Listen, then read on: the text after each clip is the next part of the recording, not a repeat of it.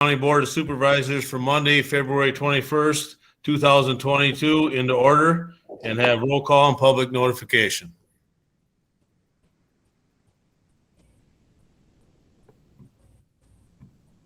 Did you hear me, Deanne?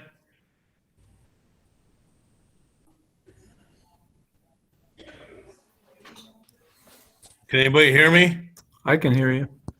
I can hear you. I hear you. Yep, I can hear you fine. Good. Jeff, can you hear me there? Boy.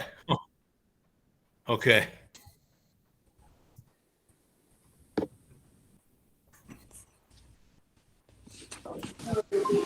They got their mic turned off. I see.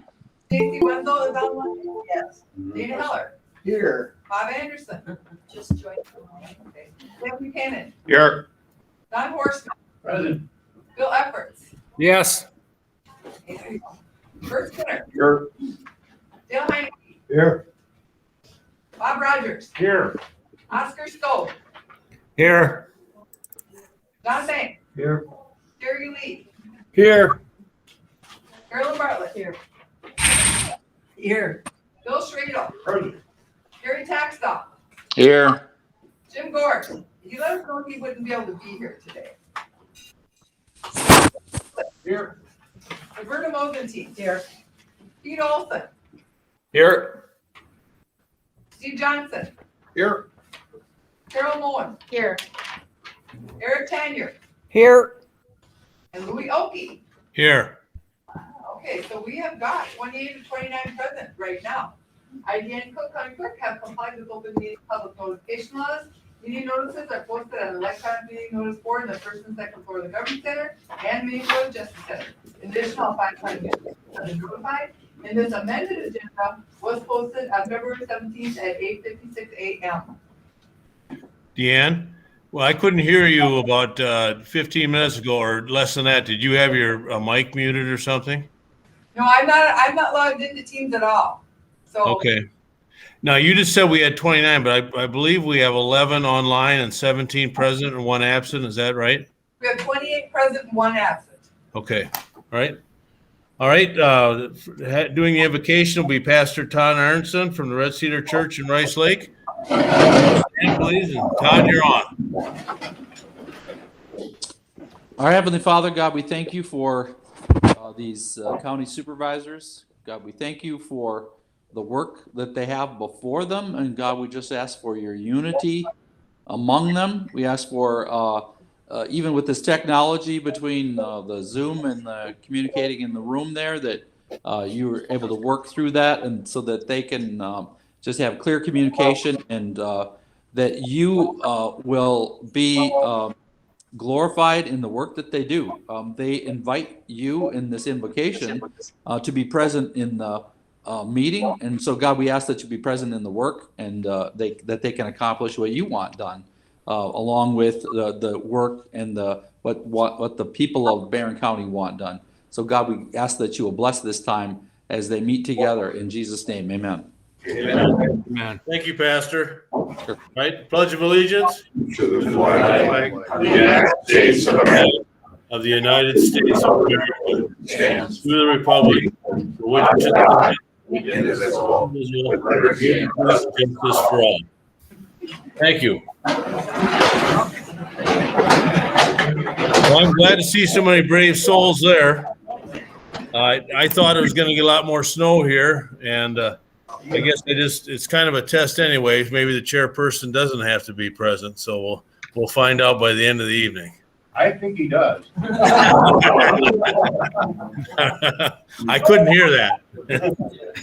All right, number 3, special matters and announcements. Jeff, I don't have any. Do you? I have 2. One is very important. Please, when you leave, everybody, the sidewalks on the south side here, not the one under the portico, but the sidewalks are slippery. Don't know how that happened. Must have happened after Steve left at 2:30. Secondly, I hope everybody can hear me and online, but the other thing important, as you know, we were one of 71 counties in the state, and it looks like by February 25th, we'll know whether or not the defendants will accept the settlement for the opioid settlement, which would be a big plus for us. So we will know more at the March meeting. Thank you, Louis. That's what I have. Okay, good. Item number 4, for the agenda, we'd like to pull number 10. Apparently, there's no county roads involved with that, so we don't need item number 10. So if somebody would like to approve the agenda with item 10 not being pulled. Olson, I make the motion. Seconded by Supervisor Hanson. The online people are going to get a little advantage tonight. I can see them. All right. Any concerns with the agenda? If not, all those in favor of approving that agenda indicate by saying aye. Aye. Opposed by that same sign? Okay, that motion's carried. Number 5, approve the minutes of the January 17th, 2022 meeting. So move. Who was that? If you're present there, you probably should say your name just so I know it is and Deanne can get us. Russ Brinson, I move. Dale, I repeat second. All right. Any concerns with the minutes?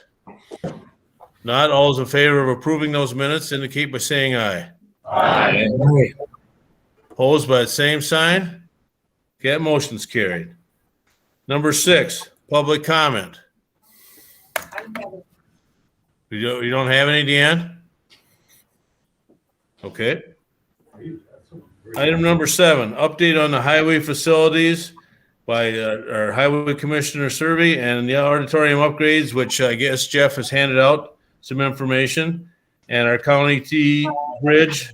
So Mark, you're up.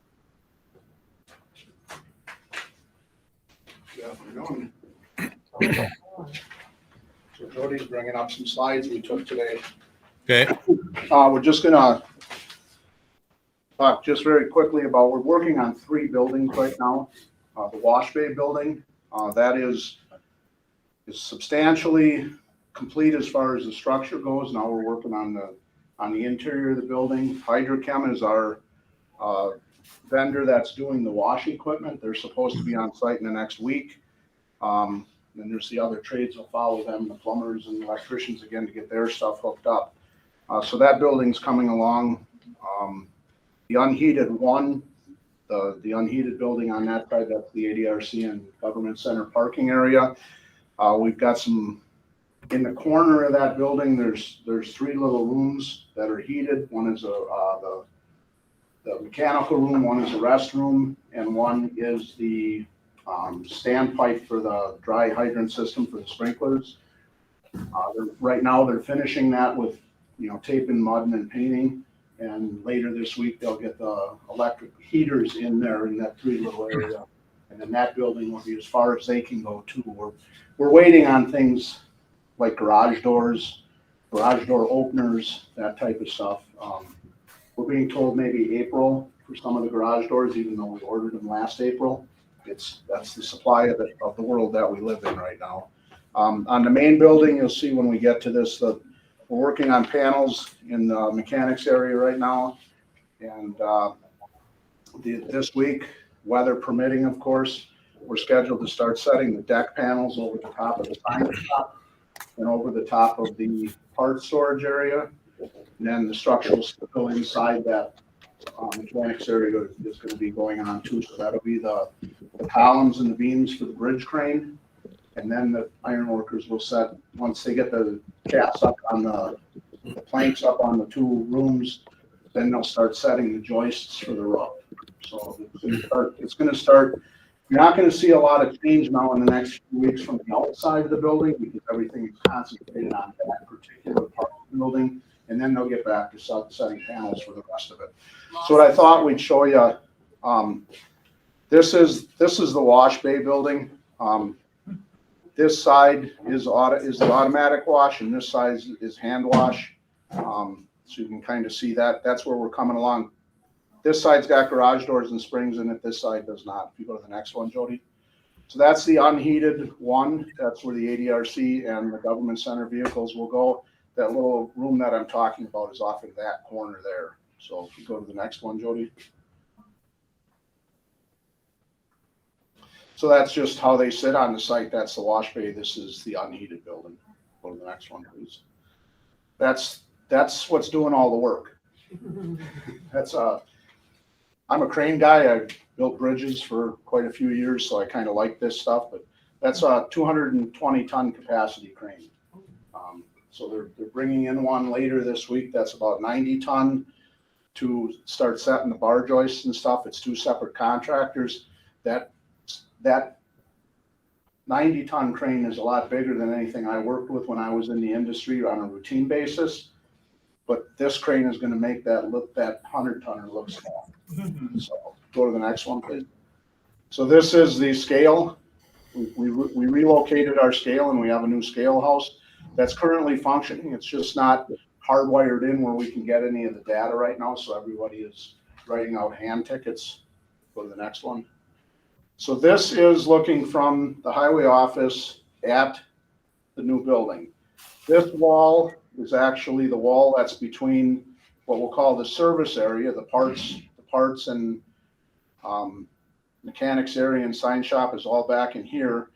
This outline here is really the height of the office that will come out to the front here. So then you'll have your crew room is over here, conference rooms in the middle, and the offices are over on this side here. So next slide. This is looking at it from, this would be from the southeast looking back. So now you can see all the doors that are taking place, taking shape. This would be the mechanics area here. The first 2 doors are to service the sign shop. Actually, this is the door because they have this spandrel is complete. You can kind of see the opening right there. That's what all of these will look like. They'll have these all filled in. Go to the next one, please. Okay, so this is looking at it from Taylor Avenue looking back. So this wall is actually the heated storage will be over here. So this is all, the sign shop is right here, the parts room is down here, and the rest of this is mechanics and welding base. This is just some views from the inside. There's several doors in the mechanics area that are double entry. So if we get a vehicle in, we can take it out through the heated storage. So when we have something in, if we finish working on it and the vehicle behind it isn't done, we can get it out. We can go out through the heated storage. We have 4 such doors along here. Go to the next one.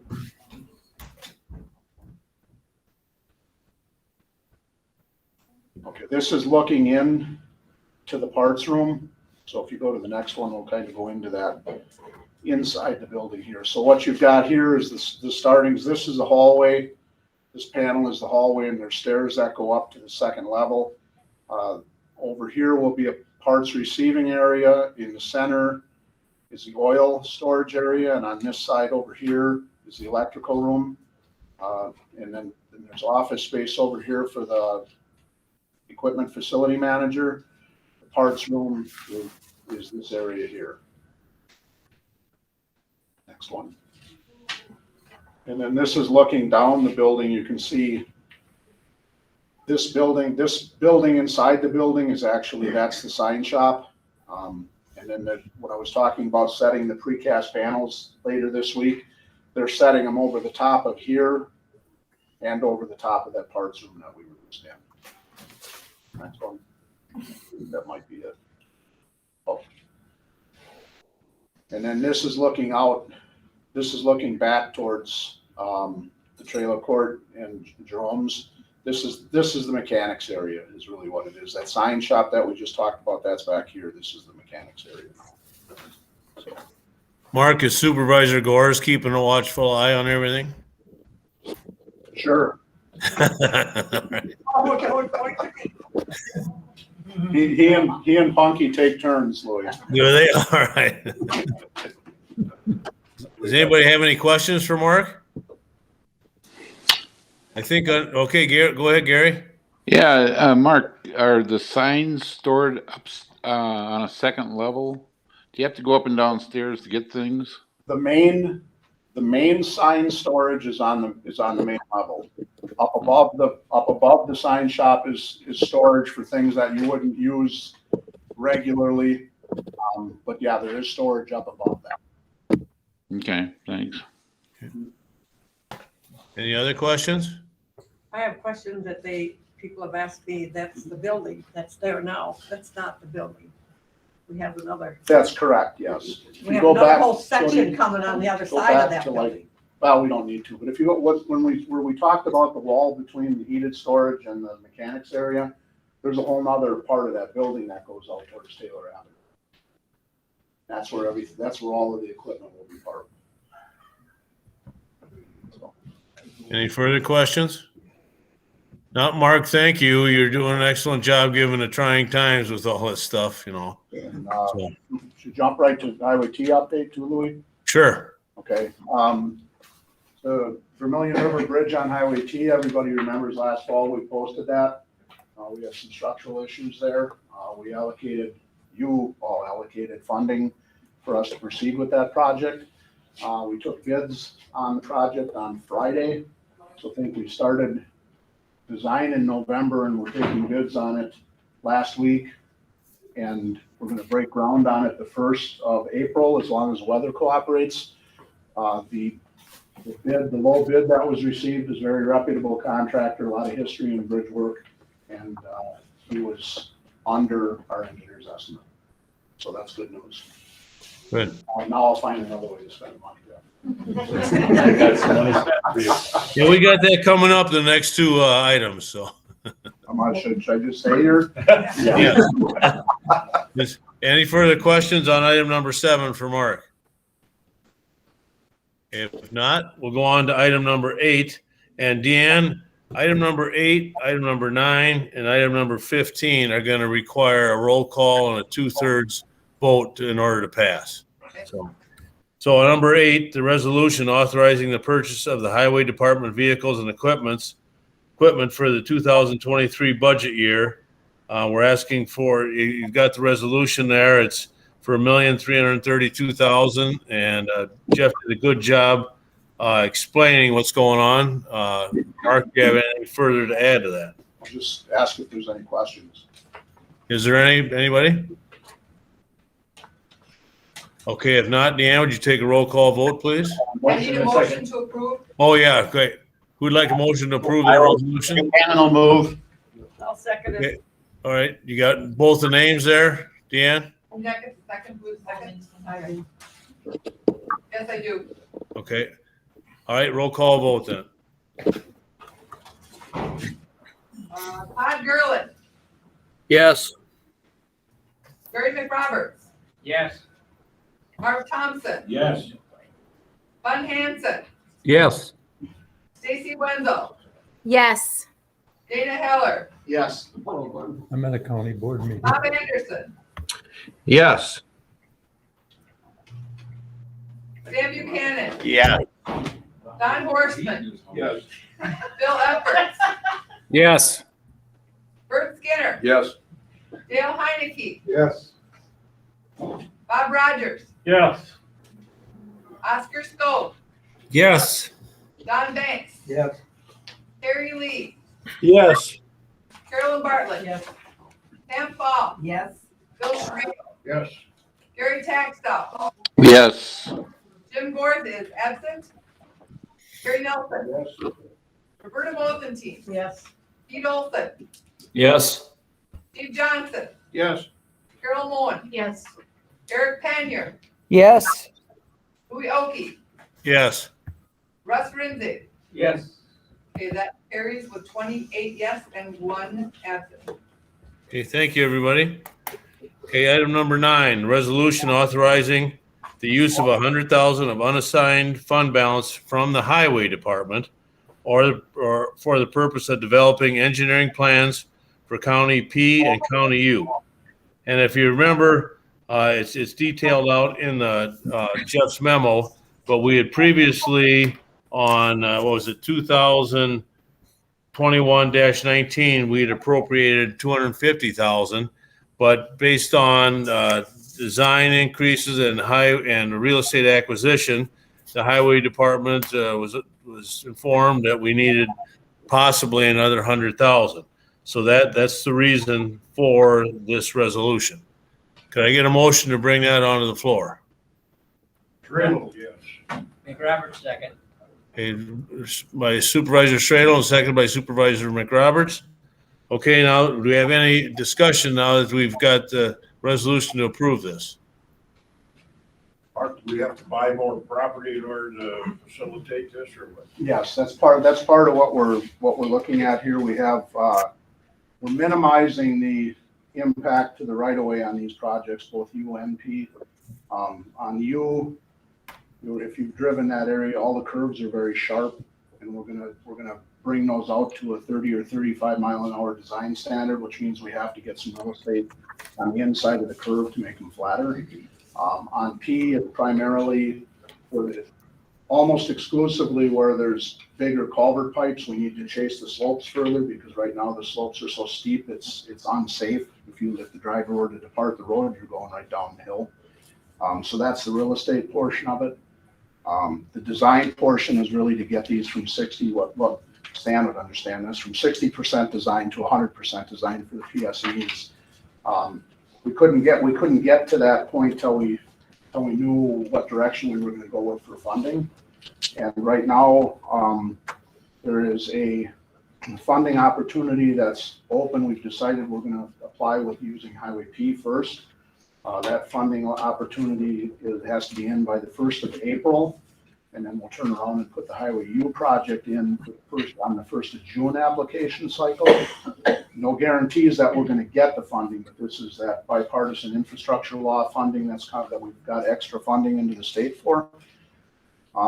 The P let's say we were to be approved, we submit P, we're approved in that first cycle on the 1st of April. Our final plans would have to be to DOT by the 1st of August, which also means we have to have the real estate acquired by then, that's not an issue. We're going to get her done. Projects that have right of way may not. Okay, the way that they're defining the April 1st application cycle, we're ahead of the game.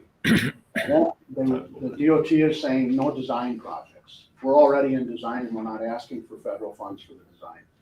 They're saying no real estate, but they're not clear on what does that mean. And my interpretations that I'm getting from the region is as long as we've got the real estate started, we don't need a lot of parcels on the P project. That's why we're picking that one first. Our understanding is that we have just as good a chance to get the funding as anybody else. We just need to stay in contact with them as we're acquiring. And I was just on the phone today, a half an hour with the real estate acquisition specialist, getting him tuned up and ready to go on this. The second application of funding is what that's due in June is actually what I would call a more traditional funding, where you can apply for design and construction. DOT really frowns on using federal dollars for the real estate. We did it once here on Highway A. They were not happy with us. Real estate and utility relocation, but we're doing that with local funds. We don't have any substantial utility impacts on either one of these projects. So. And I think with all Mark's connections and relationships through NACO, WCHA, the state DOT, I think he wouldn't lead us down this path if he didn't think we had a good chance of being successful. Any further questions? If not, Deanne, would you take a roll call vote? Motion approved. No. Okay. I got Cheryl McRoberts. Jerry McRoberts, Yes. Mark Thompson, Yes. Glenn Hansen, Yes. Stacy Wenzel, Yes. Dana Hiller, Yes. Bob Anderson, Yes. Dan Buchanan, Yes. Don Horstman, Yes. Bill Efforts, Yes. Bert Skinner, Yes. Tom Heine, Yes. Bob Rogers, Yes. Oscar Scope, Yes. John Banks, Yes. Terry Lee, Yes. Carolyn Bartlett, Yes. Sam Paul, Yes. Bill Strado, Yes. Gary Taxell, Yes. Jim Gorse is absent, Gary Nelson, Yes. Roberta Mosentine, Yes.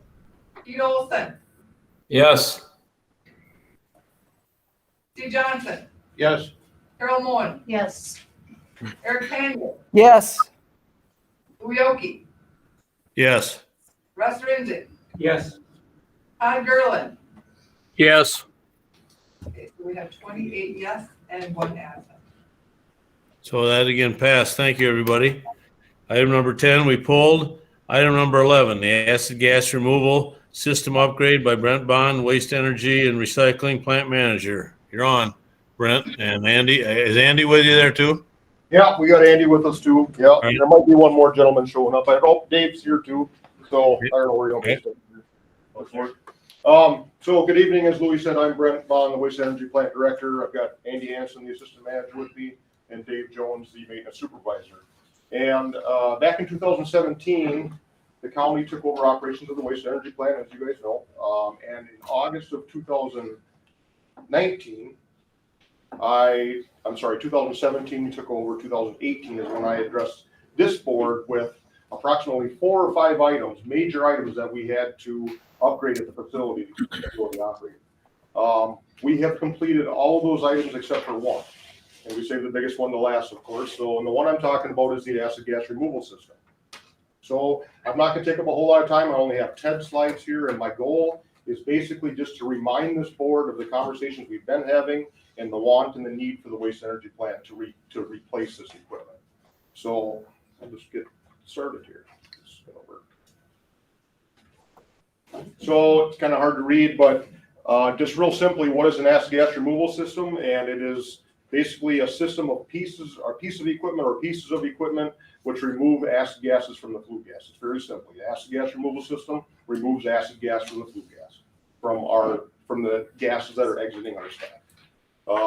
It's very similar to the emission systems that are in new vehicles nowadays. Those of you that drive diesel trucks or even gasoline cars all have some sort of emission system on them. And this can be kind of compared to that, just in a much larger scale, if you can imagine.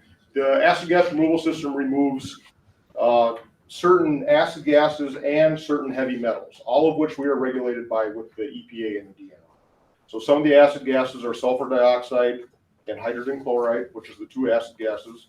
And then some of the metals would be mercury in a vapor form, lead, and cadmium. And so the current system that we have is 2 pieces of equipment. It's what we call a reaction chamber and a bag house. And the reaction chamber is where we want the acid gas removal to take place. It's where we inject lime, which is counteracting the acid, and it's where we inject water to cool the flue gas. The bag house removes the lime that we just injected into the flue gas. It removes it back out of the flue gas for us. We don't have any issues with the bag house. The bag house was rebuilt over the past 2 years. We replaced all the hoppers in the bottom of the bag house. No issues with the bag house at all. I want to focus on the reaction chamber itself. So this is a picture of the reaction chamber. The reaction chamber is this box, okay? And then this is the inlet duct going into it, and the outlet duct is behind this wall right here. Now, I think this picture speaks for itself in the condition of the chamber. It used to be all pretty with lagging and insulation, and we have poked and prodded at it over the past, well, the first 5 years this chamber was in operation. We poked and prodded at it, trying to get it to work with very little success. We basically found out that it works best by just leaving it alone and not trying to make it work better. There's no way to make this thing work better. So after the years of us basically ruining it, well, not us ruining it, but trying to make it work with no success, now it's starting to basically eat itself away. And that's why you can see a lot of the lagging is missing. Everywhere you see lagging missing is a part of the chamber that we've had to replace or patch in some manner. So it's a continuous year after year. I mean, we're in this thing probably every 3 to 4 months. We have to repair something on this chamber. So that's the chamber.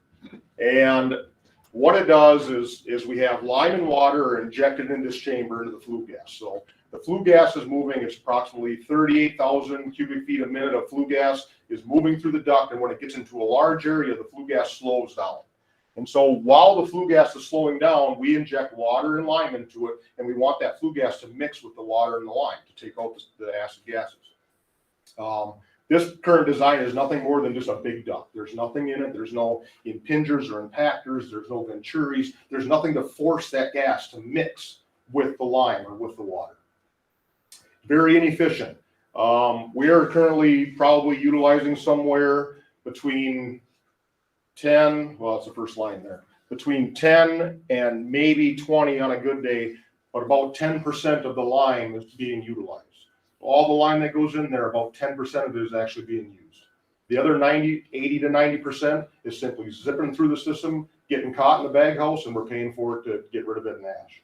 So it's not of any use to us at all. Because of the poor interior design, we have stagnant areas of gas where the gas isn't flowing fast enough and it builds up with fly ash in the corners, on the walls, and things like that. If the chamber builds up with fly ash, then it becomes cool and it starts condensing. And the fly ash is corrosive. So once it starts condensing, it starts immediately eating that steel out, and it'll happen in weeks. So we have corroding going on from the inside due to poor design, which are leading to constant air leaks. So any kind of fugitive air leaks we have coming into the system, compounds our emission numbers. It's considered a diluent, and therefore we have to multiply our emissions by that factor. So it's increasing our emissions rate. At this point, and I'm somewhat pessimistic, and I'm trying to be optimistic in this one, I would say this chamber will probably last 3 years with us continuing to patch it every year. After 3 years, it's going to be patched and cobbled up so much, I don't know if it would be. I don't know what it would be at that point. With a complete failure in 5 years, and I think that the guys are here tonight to make sure that you guys all hear this point, that the system will fail. It is going to fail. So this is just an interesting piece of the puzzle that I wanted to throw in here real quick. The DNR just got done doing a waste characterization study throughout the entire state of Wisconsin. And what they found out was roughly, if you take plastic and the plastic here and the construction and demolition here and add those up, it's 23.9% of the overall waste stream coming in. And so it's the second largest constituent of the waste stream is plastics and construction and demolition, which plastics and construction and demolition have a lot of sulfur in there. And that's where we're making sulfur dioxide out of this, because of the sulfur content of the plastic and in the construction and demolitions. So this is kind of showing you that the waste stream is changing, and we have to be prepared. And it's getting harder and harder to incinerate the waste that we're starting to incinerate because of the higher sulfur contents in the waste. A new system. So right now we've teamed up with both Infrastructure and Environment, and they are currently drawing up and drafting an RFP for us. I'm hoping to have the RFP published by the end of March. And so that would put us at possibly having some kind of numbers and some kind of design back by the April 19th meeting is what I'm hoping for. The cost, and here's where everybody braces themselves, I know. I am unsure at this point, but we are hearing numbers somewhere around $2 million. And this is not the box that we are currently working with. This would be a state-of-the-art system. Same type of system they're using in foreign countries, same type of system that they're using on very large waste energy incinerators. The idea here initially is to borrow from the state trust fund. I am fully confident that with the numbers that the waste energy plant is doing, that we can pay this back. I would say in a 15-year period, 20 years would be max, and I would like to pay it off sooner than that. The life of the new system would be 30 years, so that's for the life of the continuing of the plant. So, Brent, can I ask a question? you bet.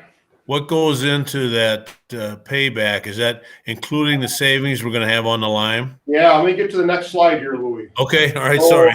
The benefits of the new system, this would allow us to increase our permitted capacity from 100 tons per day to 150 tons per day. With our current system, I guarantee there's no way we will ever be able to make 150 tons a day. We will not be able to control the emissions with our current equipment. If we put this type of system in, we will be able to, and we will size it for 150 tons a day. So this equipment will handle a potential increase in capacity, which is kind of where the ball's rolling here. The system that we would put in would use 90% of the lime that we put into it. Right now we're using 10 to 20. This system would utilize 90% of the lime. So a huge, huge efficiency jump. Less line consumption is obviously impacts the bottom dollar. In 2021, we used 626 tons of line went through this system. 10% of it was effective. The other 90% basically went right to the landfill. So a pretty big waste. And that total was about $98,000 worth of line that we put into the system. So the estimated line savings, we're looking at, $65,000 per year. That all depends on capacities and throughputs as well. But there's an obvious and definite savings. The new system would have a guaranteed line consumption rate. So at 150 tons per day, they would guarantee that it will use no more than 150 pounds per hour of line. And that's how we're going to design and engineer the system, so that it has a guaranteed efficiency rate. Less fly ash going to the landfill. So the estimated savings there would be $16,000 a year, roughly, again, based on throughput. And there is some interesting potential that we may be able to sell the fly ash. Places down in Florida are actually selling their fly ash and using it in concrete. Some places, there's a large power plants in Minnesota that sell their fly ash and they use it in sheetrock. So it opens the door for more potentials here. Now, we have some other options, of course. I'm not going to come to you guys with just this is what we have to do. There is other options. If we do nothing, absolutely nothing, we don't pay attention to this chamber, we simply just run it like maybe it was done in the past, I would say the plant was to be shut down in 3 to 5 years. So I want to back up just a second. There is no way around this system. Both incinerators feed into this ductwork. If we don't have this, the entire plant shuts down. If something goes wrong with this system, the entire plant shuts down. There is no secondary, there is no bypass. The gas has to flow through this system. We could continue to repair the current system. We can keep doing what we're doing at a cost of about $15,000 per year. I think that's conservative. It's probably going to be more than that when you include shutdown times. It would limit us to 100 tons per day. We would not be able to ever go over 100 tons per day, and potential failure at any time. And when I say that, I mean a wall couldn't. The system's under 20. I'm sorry. The system's probably under 5 inches of draft, I suppose. Would be the differential. The total system draft would probably be around 20 some inches of draft. So if a wall gets weak, it'll just suck it right in. It'll just implode it.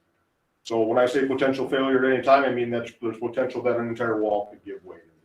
Now, we are obviously being mindful of this. We expect it all the time. We're watching it very closely. Or we can completely rebuild what we have. Let's say we have this box and we're going to build a brand new one, and maybe we make it out of stainless, so we make it better, and we put that in.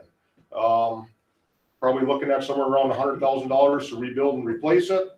No efficiency gains whatsoever. We're basically just stalling. We're just being stagnant. We're not gaining any efficiency whatsoever. And I'll be back in 5 years to ask you guys again if that's the option that you choose. So that's kind of the 3 options that we're looking at. Again, Brent, what's the time frame if the RFP comes in April and we selected? How long does it take to get built? The timeline right now, we're looking at having the system online, commissioning the system in October of 2023. So it would take roughly probably 4 to 5 months of on-site construction plus another 4 to 5 months of construction in the vendor's shop. So it's multiple pieces of equipment. Some of the equipment is actually going to be around 70 feet tall, initial. So our stack is 135 feet tall. This would be all, 2/3 the size of our stack. How can you make me feel comfortable that system won't fail, but before that time?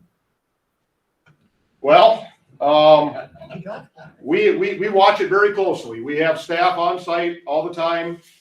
It's been very, I'm not going to say it never did happen, but there was a few times in the past, and I'm talking like the past 4 years ago when you guys had that large panel that caved in on it. So it was right prior to when the county took over. We had an actual large section, or I'm told there was a large section that actually just completely flew in on it. And they were forced to shut the plant down to replace that. We're more proactive now where every time we go down on a unit, we are looking at this chamber to make sure we're having any other bad spots in it. We also rebuilt the entire bottom section. Now I say rebuilt, but this was a patch. We rebuilt the entire bottom section with stainless steel 2 years ago.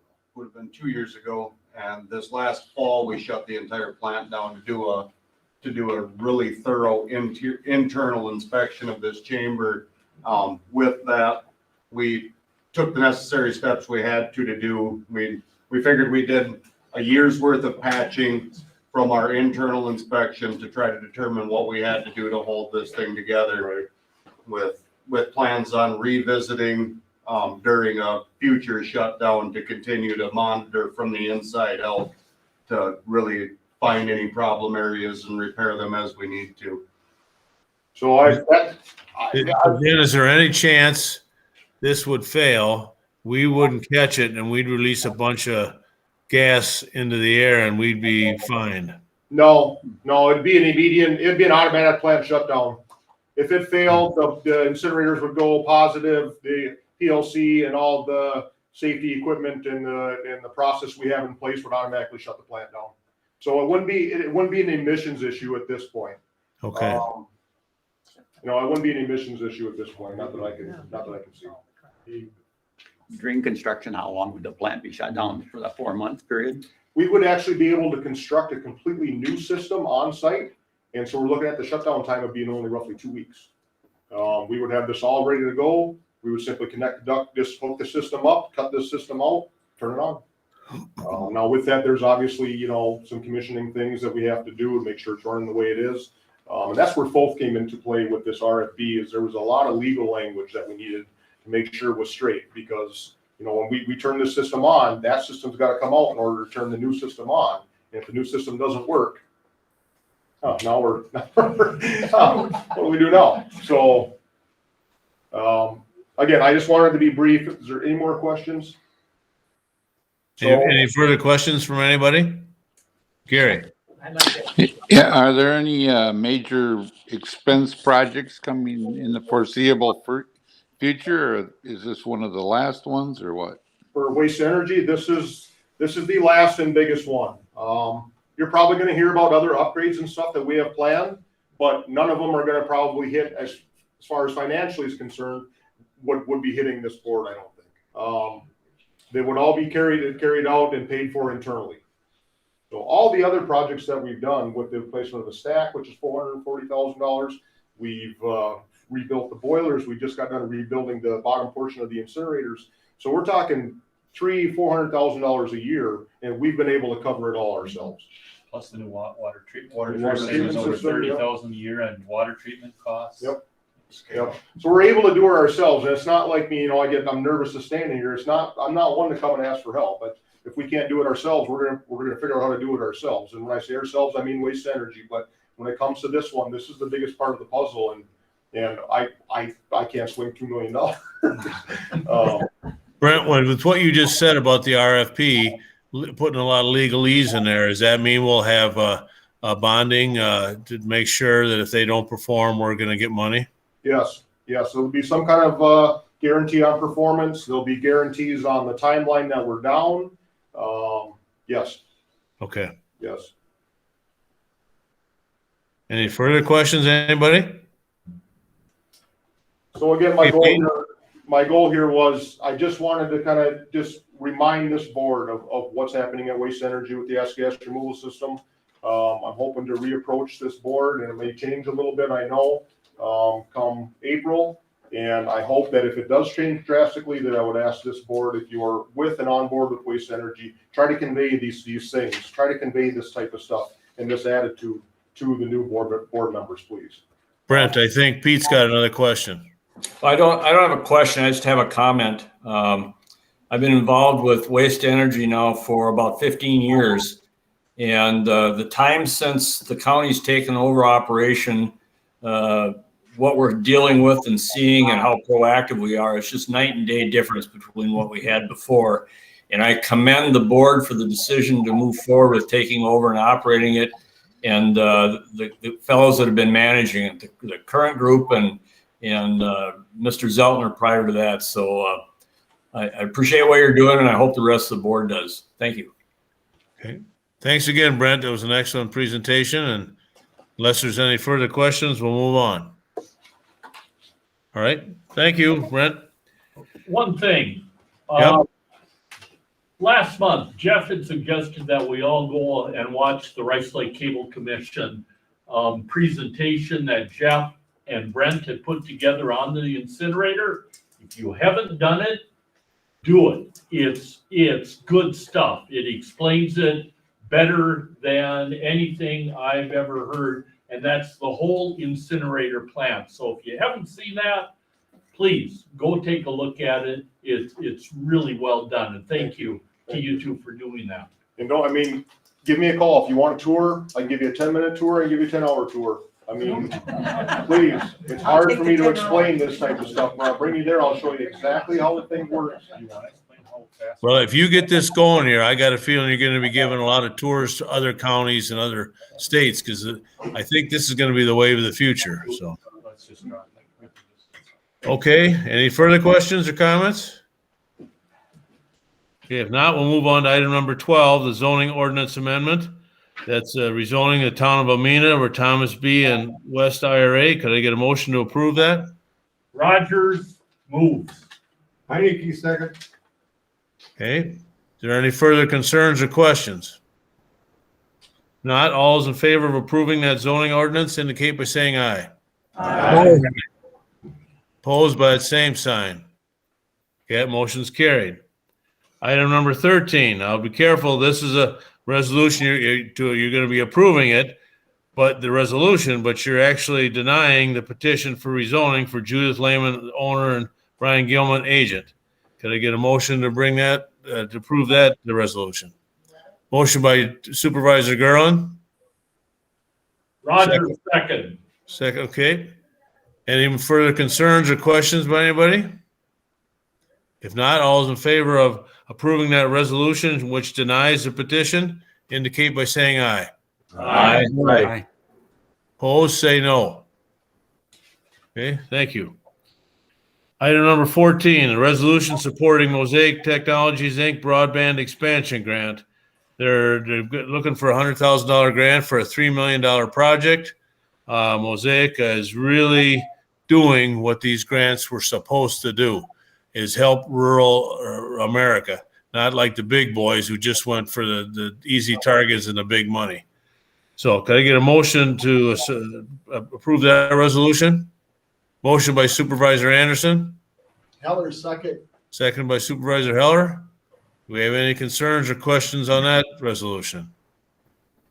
Not, all is in favor of that, passing that resolution, indicate by saying aye. Aye. Opposed by the same sign? That motion's carried. Item number 15, again, this will be a 2/3 roll call vote in case I forget, Dan. Resolution authorizing American Rescue Plan Act funds for residential well water testing for pesticide content. I guess when I look at this, Jeff, we're using $8,000 at $400 a test, mostly for PFAS and other contaminants, and so we're going to pick 20 random residential wells throughout the county. Is that right? That is correct. We aren't going to do PFAS because Tyler says it does not consider it a problem here in this county, but Tyler, Supervisor Moen brought this up, but Tyler talked to the LCC Extension Committee, Louis, and they supported setting aside the $8,000 for pesticides, which would be over and above the normal charge of about $110 to $125, and we can definitely use ARPA money. So did I answer your question? Yes, except I don't agree with Tyler on the PFAS, although he's smarter than I am on it. I think PFAS is everywhere, but anyway. Well, he really doubts it. He doesn't know of any use up at the Rice Lake Airport, and he doesn't know of any fire foam that's been used. So, Okay. I I certainly hope he's right. Well, I have a statement. yes. Well, 95% of us have PFAS in our bodies already, and this is something that doesn't break down. It's all over. It's not just in firefighting foam. It's in our cosmetics. It's in our paper that slides through. It's in our dental floss. It's all And our over. cooking utensils. Yeah, Teflon. Teflon. And then the water testing or the water treatment plants are not designed to eliminate PFAS. It goes right on through to the water and it's dumped out into the streams, or it goes into the sludge, and the sludge is put onto our fields.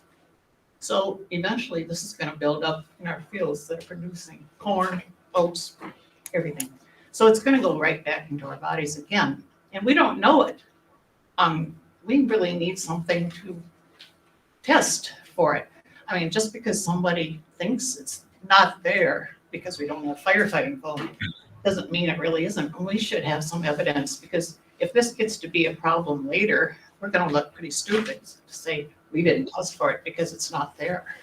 Well, I suppose, Tyler's got a good handle on this. I suppose we could just simply say, if somebody comes in and says, I want to test it for PFAS, if they brought in a private well, we certainly could. The resolution doesn't limit it just to pesticide. UW Stevens Point does not at this time have the ability to do it. It's a $400 charge, but they are looking at contracting it out for $400, and they're looking at the next couple of years, they could test at $400. But I have no problem if somebody comes in and says, I want my well water tested for PFAS. We could certainly do it, but we wouldn't. I'm not sure they have a test for it yet, Jeff. And Oh. as you know, the Waste Energy is exploring things that if we could get that sludge that Carol's talking about, maybe we could somehow eradicate it. But that's a discussion for another day. I have no flex. I'm flexible. If the board wants to be flexible with Tyler, he's the one. Tyler and Laura Sabe are heading this up. I have no problem with that. It's just that Tyler said it doesn't jump out at him that he thinks we'd have a lot of it like you're going to have in the Central Sands region around Marathon County. Yeah. No, but it's in 26 different areas of our state already. Yep. So it's not just located in Right. certain areas, and Right. it's an accumulative thing. It's a carcinogen. It affects thyroids. It affects the babies for their vaccinations. The amount of immunity that's developed. It's a whole wide range. So, is there any funding if somebody wants to come in and test a field that's been, had that on it?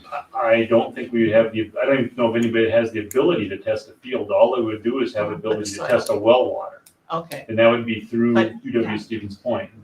and it's not as easily found in water as it is in soils. Well, my understanding is it attaches to water as a molecule, attachment. Yeah, it can move through. Yeah, and it doesn't leave the water. So we would start with well water and see where to go from there. Okay, That's the plan. That's what Tyler. I know it's on Tyler's radar, and he's very conscientious. So Yeah. for right now, I guess we've got to let it sit. But I think we need to keep pressing forward on it.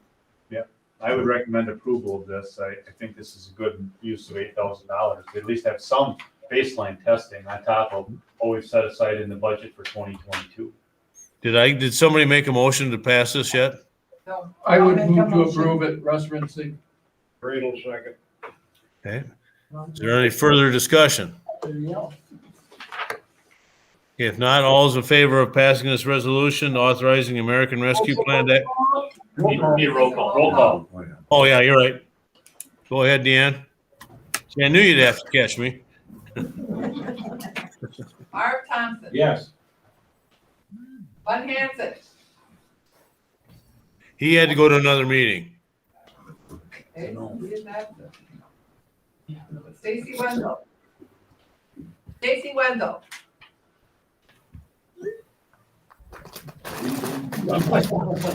Stacy Wendell.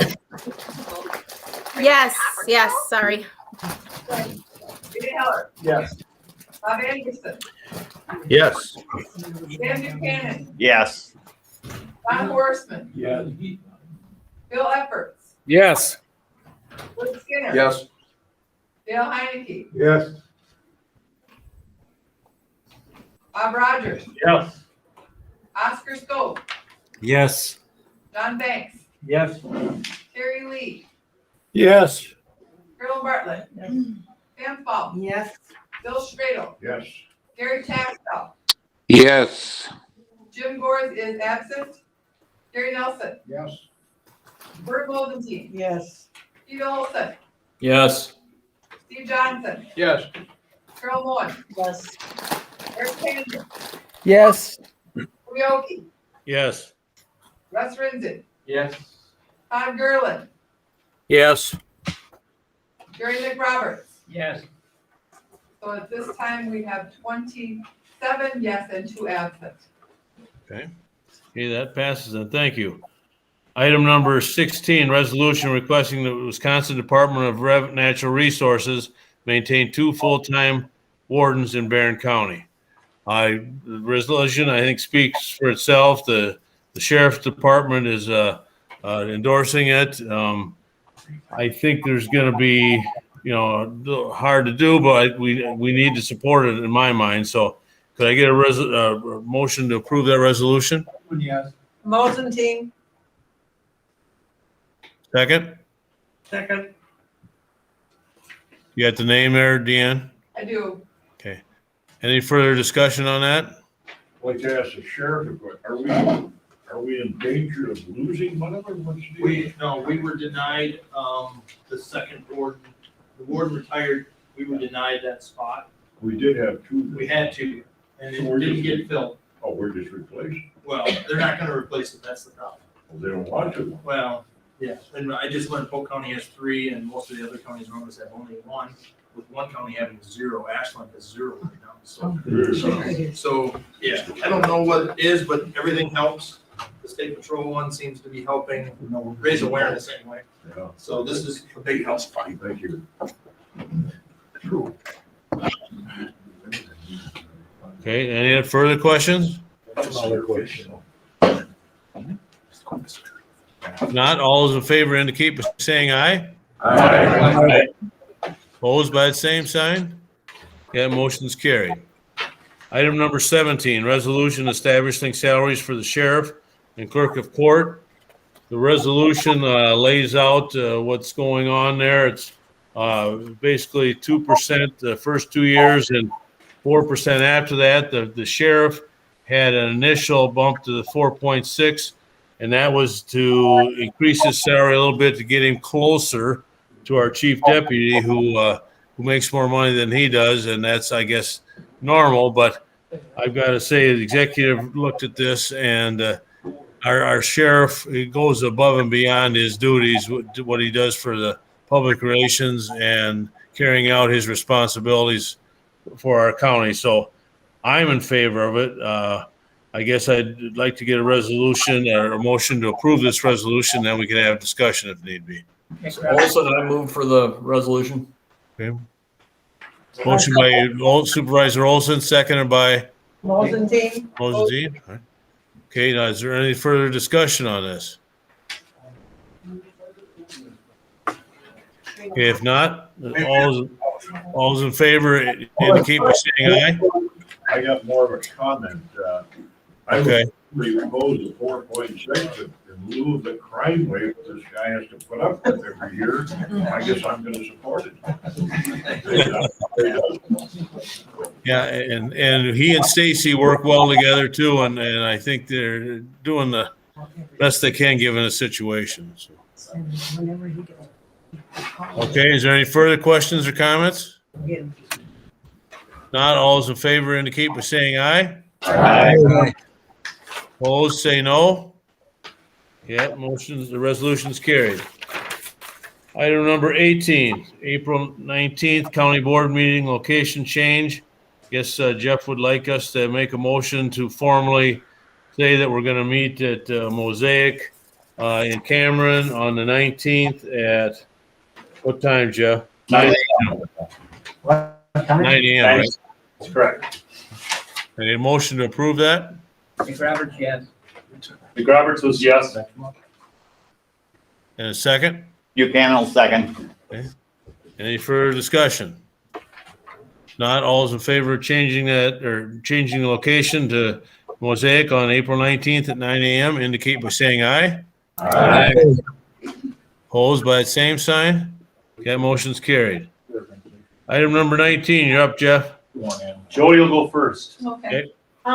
So in your packet, we just have, ARPA costs probably till about a week and a half ago.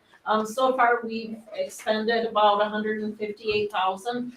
All of these expenses are what you have approved, with different resolutions, and we'll just keep providing updates each month. It'll be in your packet, so you can just kind of see the money go out the door. So, any questions? Okay, for me, I'm gonna jump right down to item number 19G. This is a very important bill that is going to be opposed by the Wisconsin Counties Association. What this did is it said that as electrical vehicle charging stations become more popular in Wisconsin.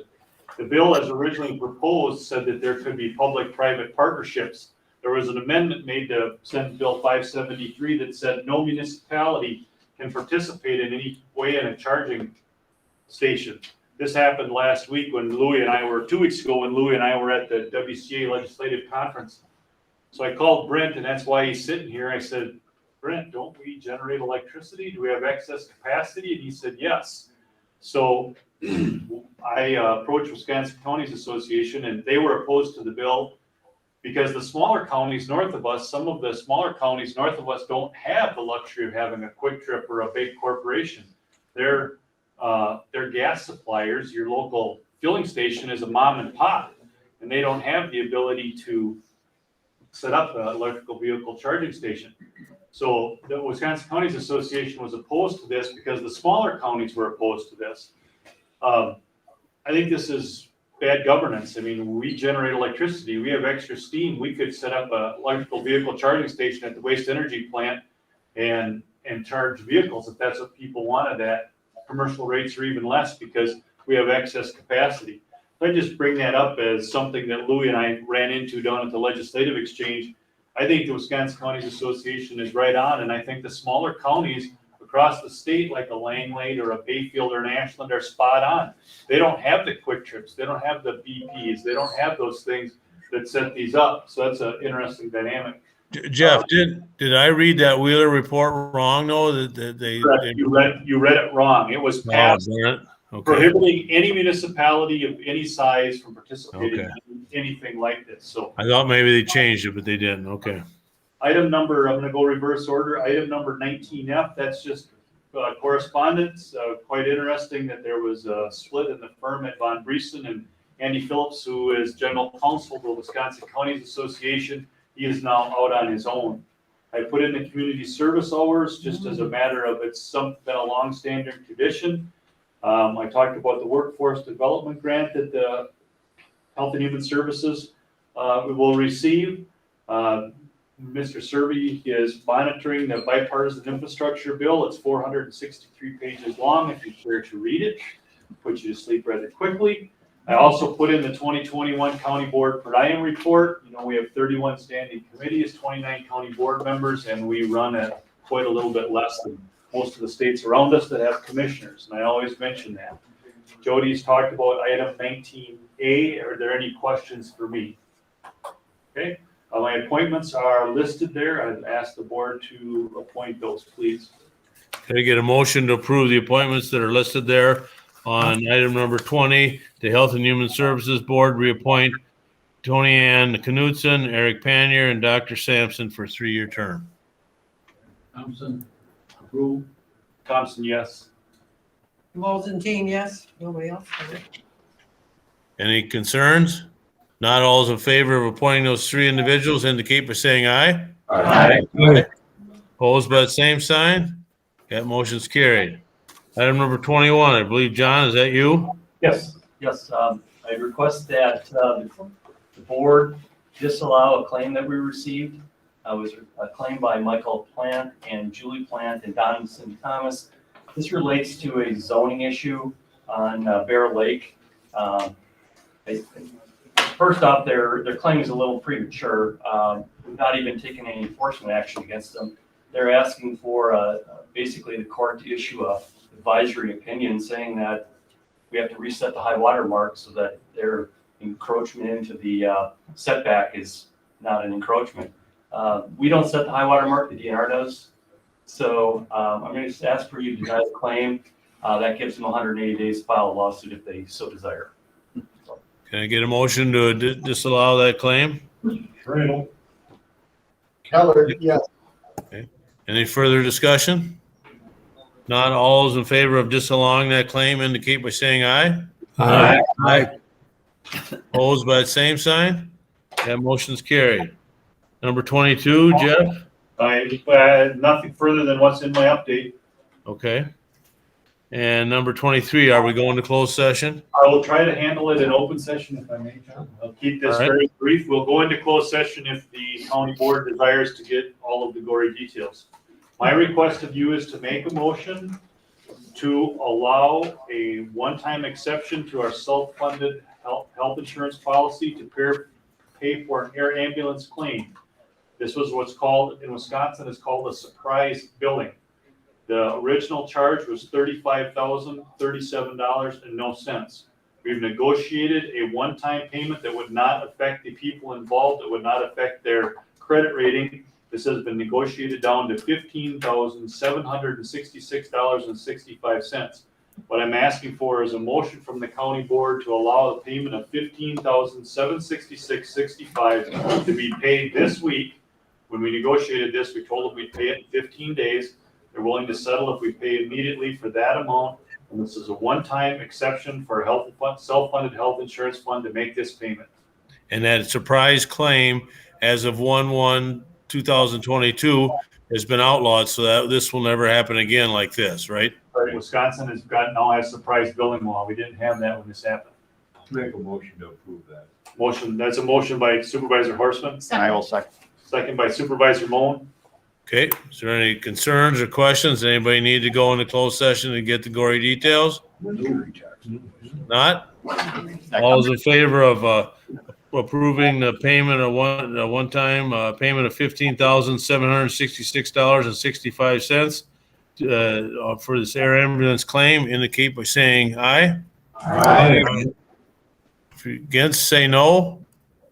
That motion's carried.